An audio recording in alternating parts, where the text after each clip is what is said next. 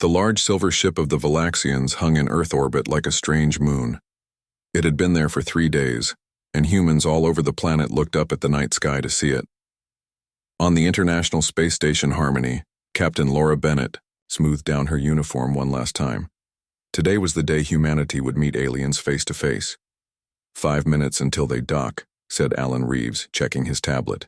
Alan was the top scientist on the station and had helped plan this meeting for months. Laura nodded. How do I look? Like someone about to make history, Alan said with a smile. The station hummed and vibrated as the alien ship connected to the special docking port. Laura took a deep breath.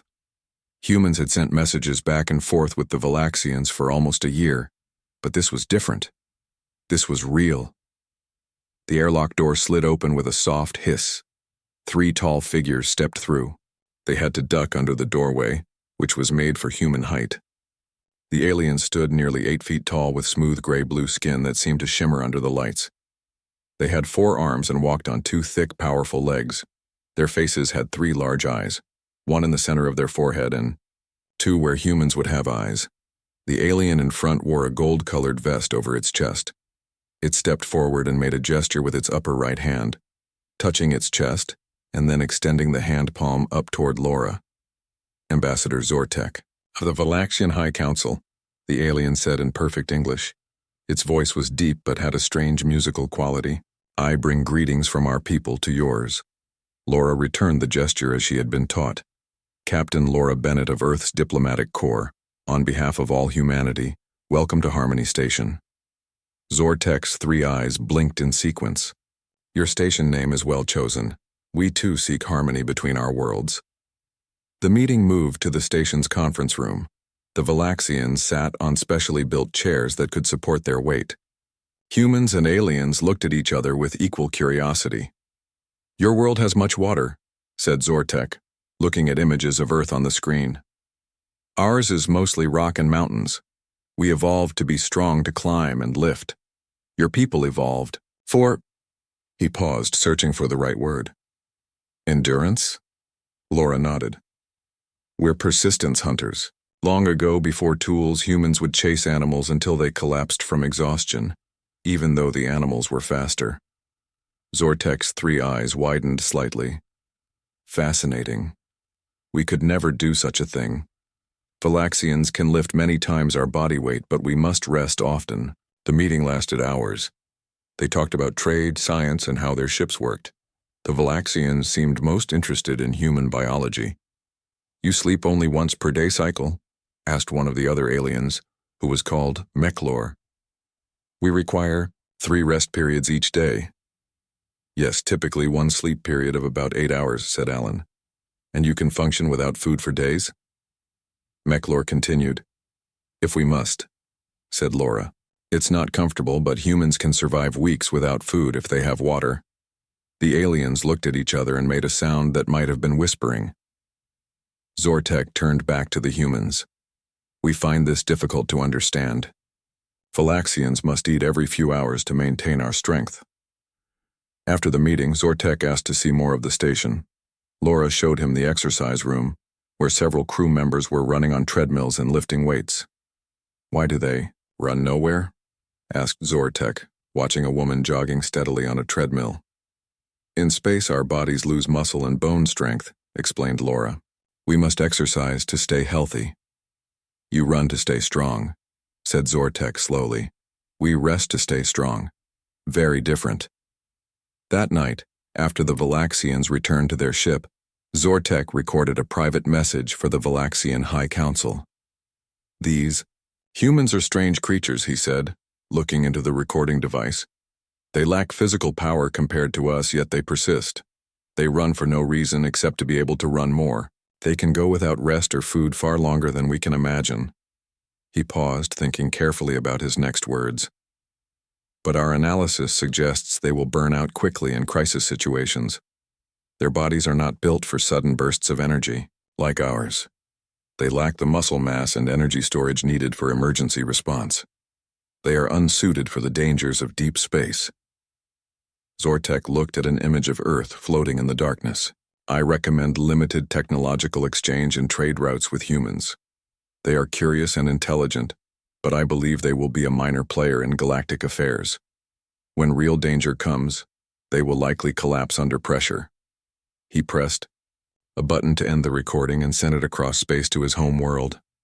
In the data file, he classified Earth as a Category 3 endurance species, expected to falter in extended crisis scenarios. 6 months passed. Humans and Valaxians worked together well. They built a research station orbiting Proxima Centauri, the star closest to Earth's sun. The station had both human and Valaxian scientists studying the nearby planet. On Earth, Ambassador Zortek visited the Global Space Control Center. He was meeting with Mission Director Alan Reeves, who had been promoted after the first contact. They were discussing plans for more joint projects when an alarm sounded. A young woman rushed into the room, her face pale. "Sir, there's been an accident at Proxima Station. A solar flare hit them without warning. 3 sections of the station are damaged, life support is failing, and 57 people are trapped." Alan's face went white. "How long until rescue? Ships can reach them?" "The nearest Valaxian vessel is 18 hours away," said Zortek grimly. "Your fastest ship would take over 20. "How long will life support last?" asked Alan. The woman looked at her tablet. "Current estimates show 12 hours at most." Zortek shook his head.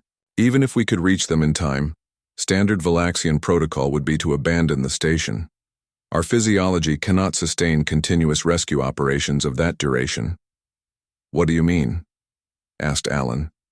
"Even our most elite rescue specialists require regular rest cycles," explained Zortek. "A 12-hour continuous operation without breaks would result in fatal exhaustion for my people." A voice spoke from the doorway.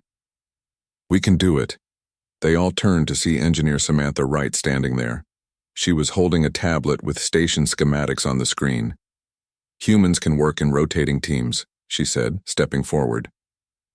"We can keep going far longer than 12 hours if we have to."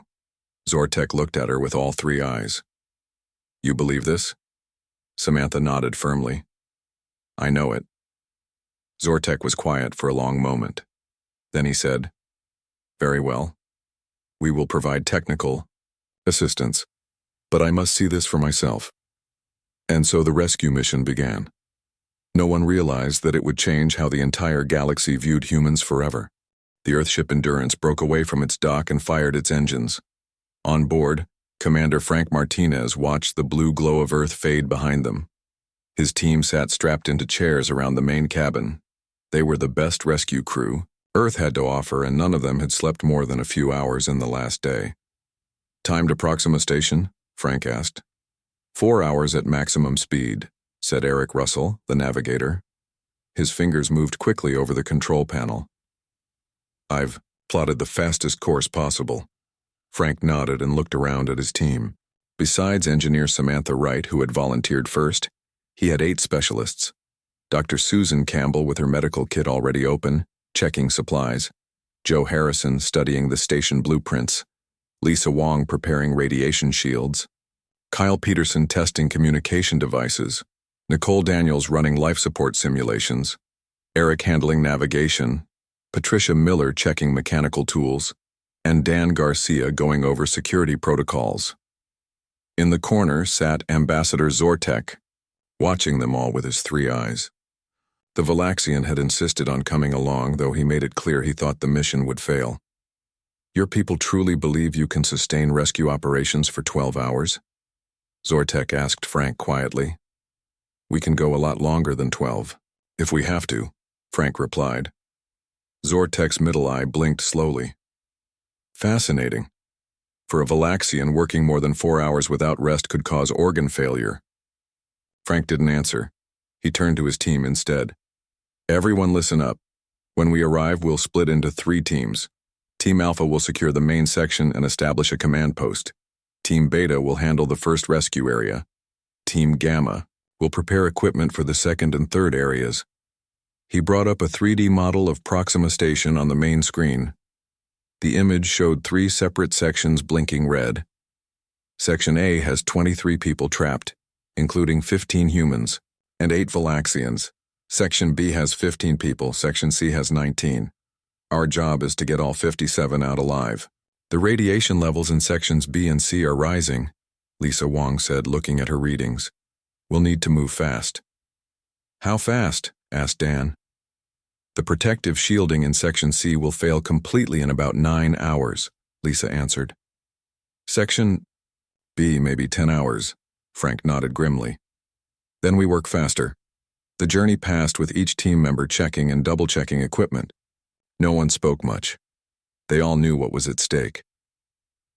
Zortek moved between groups, watching. He seemed especially interested in how the humans prepared. Sometimes he would ask questions, but mostly he just observed. When they were 1 hour away, Frank called everyone together again.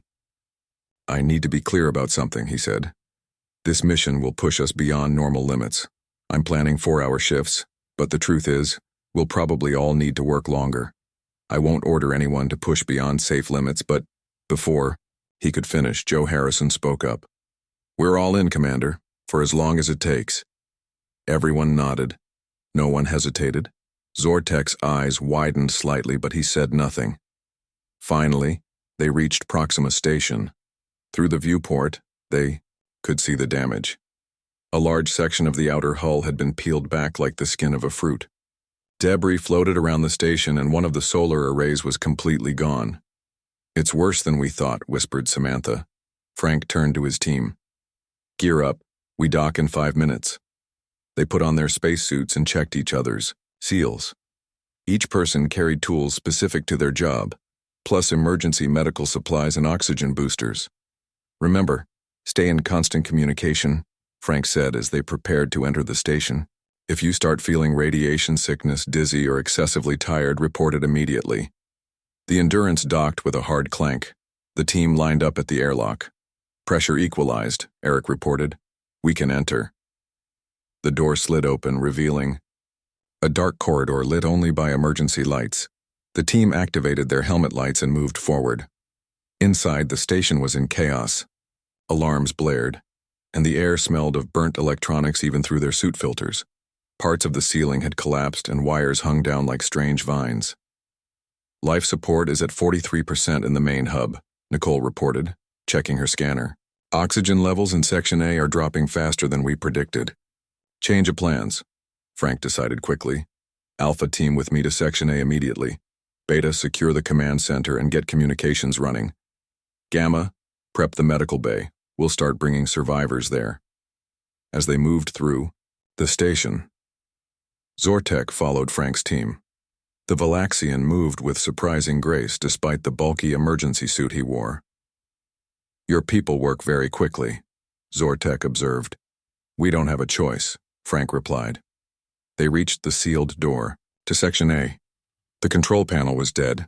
Manual override, Frank ordered. Joe and Samantha immediately began working on the panel, removing the cover and rewiring the circuits. Their hands moved with practiced speed. Got it, Samantha said after 2 minutes. The door slid open a few inches, then stopped. Not enough power, Joe said. We'll have to force it. Frank and Dan positioned themselves on either side of the door and began to push. The door slowly moved open, the metal groaning. Inside Section A, they found the survivors huddled together in emergency suits. Several were injured. 2 Valaxians were unconscious, their gray-blue skin looking pale. Dr. Campbell immediately began checking the injured. These 2 need immediate transport to the medical bay, she said, pointing to a human woman with a head wound and one of the unconscious Valaxians. Lisa, Kyle, get them back to the ship, Frank ordered. The rest of you help the others who can walk. As they worked, Frank's communicator crackled. Commander, this is Nicole in the command center. We have a problem. Oxygen production in Section D-C has completely failed. The 19 people there have maybe 3 hours of air left in their emergency tanks. Frank looked at his team.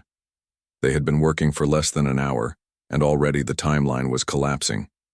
Eric, Patricia, meet me at the entrance to Section B in 5 minutes, he ordered. We need to get to B, then find a way to reach C as fast as possible. As they evacuated the survivors from Section A, Frank noticed Zortek helping a limping human scientist.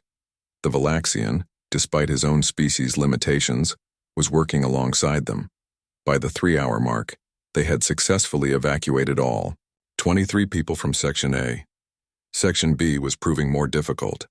The connecting corridor had collapsed, and Joe and Samantha were trying to cut through a wall to create a new path. "How much longer?" Frank asked, wiping sweat from his forehead inside his helmet. "Another hour at least," Joe replied, his voice strained. "This metal is thicker than the blueprints showed." Frank checked his watch. They had been working nonstop for almost 4 hours. His first planned shift change should happen soon, but there was no time. "Keep going," he said. "I'll check on the others." In the command center, Kyle and Nicole had restored partial power to some systems. They looked exhausted but didn't stop working. "Any contact with Section C?" Frank asked. Kyle shook his head. "Communications are still down. We're trying to route through another system." Frank nodded and moved on to the medical bay. There, Dr. Campbell was treating injured survivors despite showing signs of radiation exposure herself. Her hands were steady, but her face was pale. "You should take a break, Doctor," Frank suggested. "After I finish with these patients," she replied without looking up. Frank returned to where Joe and Samantha were cutting through the wall. They had made progress, but both were clearly reaching their limits. Zortek stood nearby watching in what seemed like disbelief. "They should have collapsed by now," the alien said quietly to Frank. "Your team has been working harder than any Valaxian could for hours, yet they continue." Frank looked at his exhausted team, then back at the alien. "That's the thing about humans, Ambassador," he said. "When others need us, we find a way to keep going." The wall between sections finally gave way with a groan of metal. Joe Harrison fell back, exhaustion clear on his face. He and Samantha had been cutting for nearly 3 hours straight. "We're through," Samantha said, her voice hoarse from the dry air in her suit. She wiped sweat from her eyes and peered through the opening they had created. "I can see people moving in there." Frank moved forward to look. Through the jagged hole, he could see several figures in emergency suits waving frantically. "Team Beta, we've breached Section B," Frank reported into his comm. "Preparing for evacuation now." It had been 6 hours since they arrived at the station. Every member of the rescue team showed signs of fatigue. Their movements were slower, their breaths heavier, but no one had stopped working. "Section B atmosphere is thin but breathable," Lisa reported, checking her instruments. "Radiation levels are rising but still within emergency limits." Frank nodded. "Let's move." They widened the opening and began helping survivors through. There were 15 people in Section B, 7 humans, and 8 Valaxians. Several were injured. "Are you from Earth?" asked one of the human scientists, a woman with a cut across her cheek. "Yes," Frank replied. "Earthship Endurance. We're getting everyone out." "They said no one could reach us in time," she said, her voice breaking with emotion. Frank helped her through the opening. "Well, we're here now." As they guided survivors back to the medical bay, Frank's comm crackled with static. Kyle's voice came through, broken and urgent. "Commander, explosion. Section C corridor, blocked. New route needed." Frank felt his heart sink. "Repeat that, Kyle. You're breaking up." The comm cleared for a moment. "Secondary explosion in the access corridor to Section C. It's completely blocked now. We need a new way in." Frank looked at his team. They had been pushing themselves for hours, and now their biggest challenge was still ahead. 19 people were trapped in the section with the worst damage and the highest radiation. "How much time do they have?" Frank asked. There was a pause. Then Kyle's voice. "Maybe 2 hours of air left. And the radiation levels are climbing fast." Frank made a quick decision. "Samantha, Joe, meet me at the command center. We need to find another way into Section C." When he arrived at the command center, Frank found Kyle and Nicole still working at their stations. Kyle's hands trembled slightly as he typed, and Nicole had tied a bandage around her forehead where she had been cut during a power surge.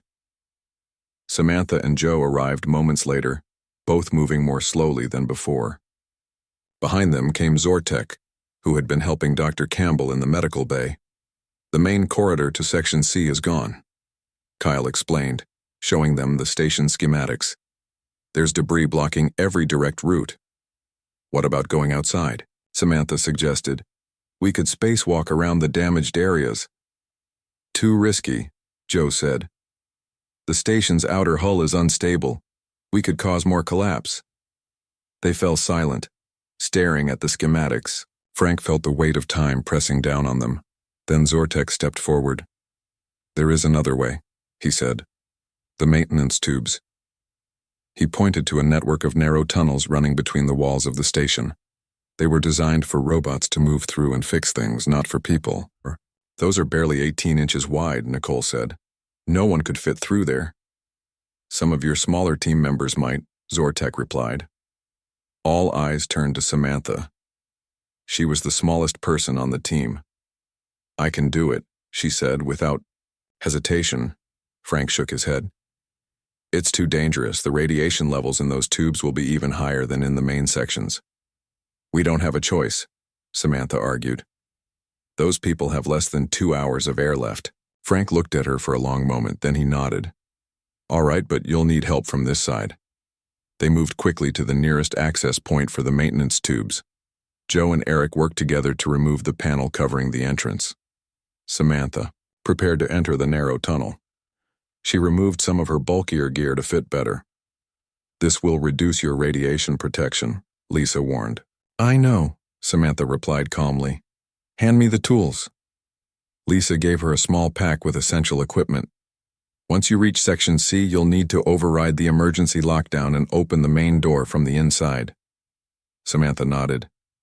I've done it before in simulations. Frank put a hand on her shoulder. Be careful. If the radiation gets too high, you come back immediately. I'll be fine, she said with a small smile. Then she turned and crawled into the narrow tunnel. The minutes ticked by slowly. The team gathered around the communication station, listening to Samantha's breathing as she made her way through the maintenance tube. It's hot in here, she reported after 15 minutes. And getting hotter. That's the radiation affecting your suit sensors, Lisa said worriedly. What are your readings? There was a pause. Higher than recommended, but I'm still okay. Frank exchanged glances with Dr. Campbell, who had joined them in the command center. Her expression was grim. She's getting too much exposure, the doctor whispered. How much further? Frank asked over the comm. About halfway there, Samantha replied, her voice strained. The tube narrows ahead. I'll have to remove more gear to fit through. Samantha, maybe we should, Frank began. I can see the access panel to Section C, she interrupted. Just a little further. They heard her grunt with effort, then a clang of metal. I'm at the panel, she said, beginning override sequence now. The minutes stretched on as Samantha worked to bypass the emergency systems. Her breathing became more labored. Radiation readings? Lisa asked. Not looking at them anymore, Samantha replied tersely. Almost done here. Suddenly there was a loud click over the comm. Door unlocked, Samantha said, excitement in her voice despite her exhaustion. I can see the people inside. They're alive. Cheer went up in the command center. Team Gamma, move to Section C access point Alpha, Frank ordered. Prepare for evacuation. As Patricia and Dan rushed to help with the evacuation, Frank turned to Dr. Campbell. How bad will Samantha's radiation exposure be? The doctor's face was serious. She'll need immediate treatment when she gets back. In Section C, Samantha helped guide the 19 survivors toward the newly opened door. Many were weak from oxygen, deprivation, and radiation exposure. The Valaxians especially were struggling, their bodies less resistant to the radiation than the humans. Just a little further, Samantha encouraged them, supporting a limping Valaxian scientist. Help is waiting, just outside. On the other side of the door, Patricia and Dan had arrived with stretchers and emergency oxygen. They began moving survivors out immediately.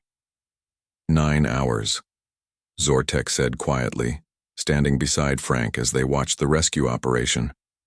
Your team has been working continuously for 9 hours. Frank nodded tiredly. And we're not done yet. The evacuation of Section C was slower than the others. The survivors were in worse condition, and the rescue team was exhausted. Every movement took more effort now. Samantha was the last one out of Section C. As she stepped through the door, she stumbled. Dan caught her before she fell. "I'm okay," she insisted, but her face was pale and her hands shook. Dr. Campbell rushed forward with a radiation treatment kit. "Medical bay now," she ordered. As they helped Samantha toward the medical bay, an alarm sounded throughout the station. "What, now?" Frank asked wearily. Nicole checked her display. "Structural integrity in Section C just hit critical. We got everyone out just in time. That whole section is going to collapse in minutes." Frank looked around at his team. Everyone was showing signs of extreme fatigue. Dr. Campbell had been treating patients non-stop and was now swaying on her feet. Joe and Eric had cuts on their hands from working with broken equipment. Lisa had given her oxygen extender to a Valaxian scientist and had nearly passed out before someone noticed, yet they were still working. Still moving, still saving lives. "Let's get everyone to the Endurance," Frank ordered. "This station won't hold much longer." As they began moving the last of the survivors to their ship, Frank felt a hand on his shoulder. He turned to see Zortek, looking at him with all 3 eyes wide. "I have never seen anything like this," the Valaxian said softly. "Your people should have collapsed hours ago, yet you continue." Frank managed a tired smile. "That's just what humans do." Moving everyone to the Endurance was not easy. The rescued scientists were weak and many could barely walk. The rescue team formed a human chain, passing people along from the station to the ship. "Easy now," Frank said, as they helped a Valaxian scientist through the airlock. The alien's breathing was labored and his normally blue-gray skin had a sickly pale color. Dr. Campbell worked inside the Endurance, setting up a makeshift hospital in the cargo bay. She moved from patient to patient, checking vital signs and giving treatments. Her hands shook with exhaustion, but her mind stayed clear. "How many more?" she asked as Frank brought in another survivor. 7, he replied. "Then we're done." Susan nodded and turned back to her patients. She had been working for over 10 hours straight now. The medical supplies were running low, especially the radiation treatment packs. In another part of the ship, Lisa Wong was monitoring the station's condition. "Structural integrity down to 19%, she reported. "We need to hurry." Samantha sat nearby receiving treatment for radiation exposure. Her face was pale, and she breathed from an oxygen mask. But her eyes were alert, watching everything. "I can help," she said, trying to stand. "Stay put," Lisa ordered. "You've done enough." Outside in the connecting corridor, Joe and Eric were helping the last few survivors aboard. Suddenly, the station shuddered violently. "What was that?"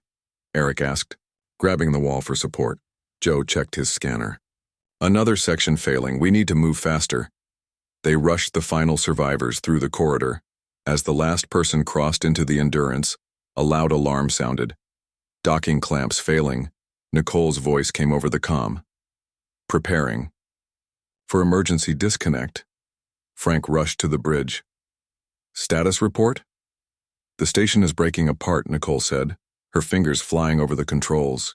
"We need to disconnect now or we'll be pulled apart with it." "Is everyone aboard?" Frank demanded. "All rescue team members and survivors accounted for," Dan confirmed from his security station. "Disconnect," Frank ordered.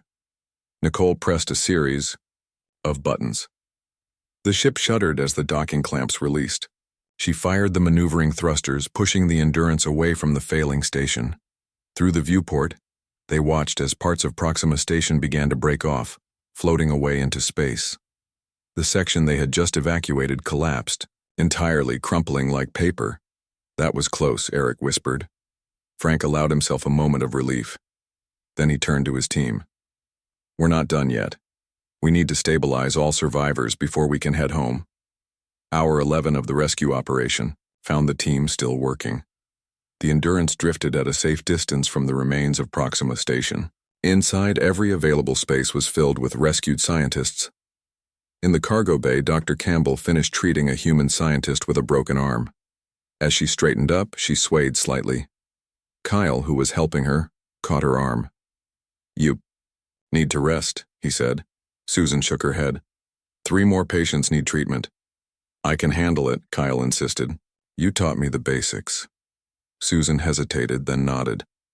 "Wake me if anyone's condition changes." She moved to a corner of the cargo bay and sat down against the wall. Within seconds, she was asleep. On the bridge, Frank studied the ship's systems. "How long until we can start the journey back to Earth?" "At least another hour," Nicole replied. "We need to balance the life support systems for the extra people." Frank nodded. He had been awake for over 32 hours now. His vision occasionally blurred, and his thoughts came more slowly. But he kept working. Zortek entered the bridge. The Valaxian had been helping with his injured compatriots. "Commander, may I speak with you?" Frank gestured for him to continue. "My people are amazed by what your team has done," Zortek said. "We were taught that no species could work continuously under such conditions. Yet you have been active for 11 hours in a radiation zone with minimal rest." Frank shrugged. "We do what needs to be done. But how?" Zortek asked, genuine curiosity in his voice. "Your bodies should have failed hours ago. My people would have collapsed after just 4 hours of such work." Frank thought about it. "It's not just physical," he said finally. "When other people need us, humans can push beyond normal limits. We call it a second wind, or sometimes a third or fourth. We keep going because we have to." Zortek's 3 eyes blinked slowly. "Fascinating. Is this common among all humans?" "Pretty much," Frank said. "Some more than others, but yes, it's how we're built." Before Zortek could respond, Patricia's voice came over the comm. "Commander, we have a problem in the engine room." Frank sighed. "What now?" "One of the cooling systems is failing. The extra heat from all the additional life support is overloading it." "On my way," Frank said, pushing himself to his feet. In the engine room, Frank found Patricia and Joe working on a panel of smoking circuits. The air was hot and smelled of burning plastic. "Can you fix it?" Frank asked. Patricia wiped sweat from her face. "Yes, but it's going to take both of us at least an hour, and we'll need to reduce power to non-essential systems." "Do it," Frank ordered. "I'll let everyone know." As he turned to leave, Frank noticed Joe's hands. They were blistered from handling hot components, yet the engineer continued to work without complaint. Back in the cargo bay, Frank found Lisa checking on Samantha. The engineer was looking better, some color returning to her face. "How is she?" Frank asked. "Stubborn," Lisa replied with a small smile. "She wants to help with the engine repairs." Samantha struggled to sit up. "I can advise from here if you bring me a comm unit." Frank nodded. "Good. We need everyone's expertise right now." He looked around the cargo bay at the rescued scientists. Many were sleeping. Others sat in small groups, talking quietly. The Valaxians stayed together, their large bodies huddled close for comfort. One Valaxian scientist approached Frank. "Human Commander," he said in heavily accented English, "I wish to thank you. My people believed rescue was impossible." Frank nodded. "You're welcome. May I ask," the Valaxian continued, "how much longer? Can your team continue working? Our medical science suggests you should have reached total exhaustion hours ago." Frank smiled tiredly. "Ask me again when everyone is safely home." Hour 12 arrived. The Endurance was nearly ready to begin the journey back to Earth. The engine, cooling system had been repaired and all survivors were stable. Frank gathered his team on the bridge for a final check before departure. Everyone showed signs of extreme fatigue. Dark circles ringed their eyes. Some had minor injuries bandaged. All moved more slowly than normal. "Status reports," Frank said. One by one they reported their sections ready. Medical, stable. Engineering, functional. Life support, balanced. Navigation, course plotted. "Then let's go home," Frank said. As Eric engaged the main engines, Frank felt a presence beside him. Zortek stood watching the humans at their stations. 12 hours, the Valaxian said quietly. Your people have worked continuously for 12 hours in emergency conditions. No Valaxian could have survived such an effort. Frank looked at his team with pride, and we'll keep going until we get everyone home safely. Zortek was silent for a moment. Then he said, I must reconsider everything I thought I knew about humans. As the Endurance accelerated away from the remains of Proxima Station, the rescue team continued their duties. There would be no real rest until they reached Earth, but they had saved 57 lives that day, human and Valaxian alike. In his private quarters, Zortek recorded a new message for the Valaxian High Council. I have witnessed something extraordinary, he began. The humans have exceeded every limitation we believed they had. They continued working long past the point where any Valaxian would have collapsed. He paused, considering his next words carefully. I recommend an immediate reclassification of humans from Category 3 to Category 1 endurance species. They possess a quality we have never seen before, the ability to push beyond physical limits when others need help. He looked at an image of the rescue team on his datapad. We have much to learn from these humans, he added. They are not the minor players in galactic affairs that I first thought. They may in fact become our most valuable allies. 2 weeks after the rescue mission, Frank Martinez stood at the window of the recovery wing in Houston Medical Center. The morning sun shone through the glass, warming his face. His body still felt tired, though the doctors had cleared him for light duty yesterday. In the garden below, several members of his team sat talking with some of the rescued scientists. Samantha was there in a wheelchair, still recovering from radiation exposure. The doctor said she would make a full recovery, but it would take time. Joe and Lisa sat nearby, their hands bandaged but healing well. A tall figure moved across the garden, standing out among the humans. Zortek had remained on Earth to monitor the recovery of both the human and Valaxian survivors. The ambassador had been different since the rescue mission, more respectful in his interactions with humans. Thinking, "Deep thoughts, Commander?" a voice asked from behind him. Frank turned to see Dr. Campbell entering the room. She looked better than the last time he had seen her, though still pale. "Just watching the garden," he replied. Susan came to stand beside him at the window. The Valaxian medical team arrived yesterday. They were surprised at how well their people are recovering. "Our medical technology is good," Frank said. "It's not just the technology," Susan replied. "They can't understand how their people kept going during the rescue. Valaxians typically shut down under extreme stress, but these ones didn't. They kept moving until they reached safety." Frank smiled slightly. "Maybe they learned something from us." A knock at the door made them both turn. Alan Reeves, now promoted to oversee all joint human-alien projects, stood in the doorway. "Frank, Susan, good to see you both up and about," he said, stepping into the room. "I have news you'll want to hear." "What's happening?" Frank asked. "The Valaxian High Council has sent a message," Alan explained, holding up a data pad. "They want to meet with your entire rescue team as soon as everyone is well enough to travel." "Why?" Susan asked. "Apparently, Zortek's reports about what happened at Proxima Station have caused quite a stir," Alan said. "They're reevaluating everything they thought they knew about humans." Frank looked back out the window at his team in the garden. "We just did our job." "To them it was impossible," Alan replied. "No Valaxian team could have succeeded in that rescue. Their biology simply wouldn't allow it." Later that day, Frank met with his complete team for the first time since returning to Earth. They gathered in a private conference room in the medical center. Some, like Samantha, came in wheelchairs. Others showed only minor signs of their ordeal. "It's good to see everyone," Frank said, looking around at their faces. "The doctors tell me we're all going to make full recoveries. Some sooner than others," Samantha said with a wry smile, tapping the arm of her wheelchair. "You get to sit while the rest of us stand, so call it even," Joe joked, and everyone laughed. Frank told them about the message from the Valaxian High Council. "Apparently we made an impression." "What do they want with us?" Patricia asked. "I'm not sure," Frank replied, "but Zortek has requested to speak with us first. He should be here any minute." As if on cue, the door opened, and the tall Valaxian entered.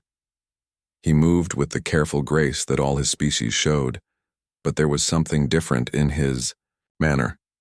"Greetings, Earth Rescue Team," Zortek said, his three eyes looking at each of them in turn. "I am pleased to see you recovering well." "Thank you for coming, Ambassador," Frank replied. "You wanted to speak with us?" Zortek moved to the center of the room. "Yes. Before you meet with my people's leaders, there are things you should know." He took a small device from his vest and placed it on the table. It projected an image of a document in Valaxian writing. "This is the official classification of species in our galactic records," Zortek explained. "When we first met humans, we classified you as Category 3 endurance species, expected to falter under extended crisis conditions. The image changed to show a new document. This is the new classification, approved yesterday by our High Council. Humans are now Category 1 exceptional, with a special notation." "What does the notation say?" Eric asked. Zortek's middle eye blinked slowly. "It says, capability limitations cannot be accurately predicted when empathetic response is activated." The room was quiet as the humans processed this. "What does that mean for Earth?" Frank asked finally. "It means everything," Zortek replied. "Based on this new understanding, my people have voted to invite humanity to join the Galactic Defense Initiative. This is an alliance previously closed to your species." "A defense alliance?" Dan asked. Zortek nodded. "Yes. The galaxy can be dangerous. There are threats that require endurance to overcome." Samantha leaned forward in her wheelchair. "And you think we have what it takes now?" "We know you do," Zortek said simply. "You proved it." The next day, as Frank walked slowly through the garden, he found Zortek sitting alone on a bench, watching butterflies flutter among the flowers. "May I join you?" Frank asked. Zortek gestured to the space beside him. "Please do." They sat in comfortable silence for a few minutes. Then Zortek spoke. "There is something I still do not understand about humans," he said. "During the rescue, your people continued working far beyond what should have been physically possible. Dr. Campbell treated patients while suffering radiation sickness herself. Engineer Wright crawled through dangerous maintenance tubes. You all pushed beyond normal biological limits. Why?" Frank thought about it. "It's hard to explain," he said finally. "When others need us, especially when they're in danger, something changes in humans. We find strength we didn't know we had." "But why?" Zortek persisted. "What evolutionary advantage could come from pushing your bodies to the breaking point for others?" Frank smiled. "Maybe it's not about evolution. Maybe it's just who we are." 1 month later, a formal ceremony was held at the United Earth headquarters in Geneva. The entire rescue team, now fully recovered, stood in a line on the stage. Before them sat leaders from Earth and a delegation from the Valaxian High Council. Laura Bennett, the captain who had first welcomed the Valaxians to Earth, now served as the master of ceremonies. "Today marks a historic moment in Earth's relationship with the galaxy," she said to the assembled crowd. "For the first time, humanity has been invited to join the Galactic Defense Initiative, a prestigious alliance that will open new doors for cooperation and growth." She turned to the rescue team. "And we owe this opportunity to the 10 brave individuals who showed the galaxy what humanity truly is." One by one, she called their names: Frank Martinez, Samantha Wright, Susan Campbell, Joe Harrison, Lisa Wong, Kyle Peterson, Nicole Daniels, Eric Russell, Patricia Miller, Dan Garcia. Each stepped forward to receive a medal from both human and Valaxian leaders. When all had been honored, Zortek rose to speak. "When my people first met humans, we saw only your physical limitations," he said. "We did not understand the true nature of your strength. Now we know better." He looked at the rescue team with all three eyes. "The strongest beings in the universe aren't those who never fall. They're the ones who keep getting back up no matter how many times it takes." The words spread quickly across Earth and beyond. They became a saying repeated in schools and homes, a reminder of what it meant to be human. In the years that followed, Humans and Valaxians worked together on many projects. Human crisis response teams taught Valaxian rescue workers not just their techniques but their mindset. Valaxian scientists studied the human ability to push beyond normal limitations when others were in danger. They never fully understood it.